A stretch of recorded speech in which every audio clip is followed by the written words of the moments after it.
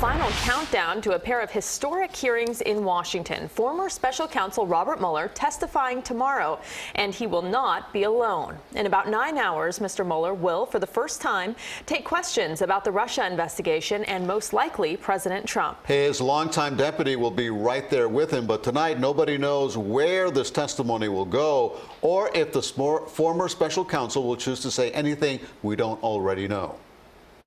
He was at Robert Mueller's side throughout the investigation, but Aaron Zebley will not be allowed to testify with him Wednesday.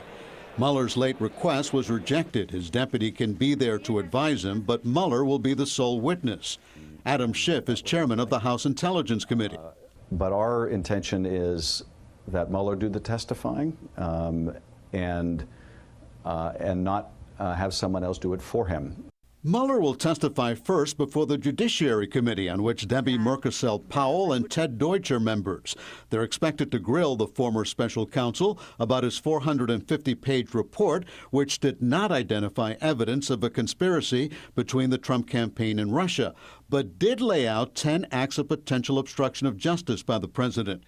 He tweeted, quote, "Just got back only to hear of a last-minute change allowing a never-Trumper attorney to help Robert Mueller with his testimony before Congress tomorrow.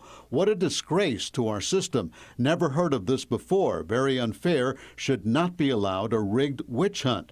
The president might watch or might not watch." No, I'm not going to be watching. Probably, maybe I'll see a little bit of it. I'm not going to be watching Mueller because you can't take all those bites out of the apple.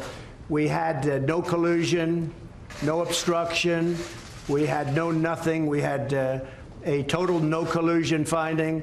The Democrats were devastated by it. They went crazy. They've gone off the deep end. They're not doing anything. The Justice Department reminded Mueller in a letter to stick to the boundaries of his report, something he already promised to do during a May 29th press conference. And the report is my testimony. I would not provide information beyond that which is already public in any appearance before Congress. Well, members of Congress from both sides held mock hearings to perfect their questioning for Mueller tomorrow. And CBS 4 will have extensive live coverage and analysis of Robert Mueller's testimony before the congressional committees. It's expected to begin at 8:15 in the morning and last for much of the day.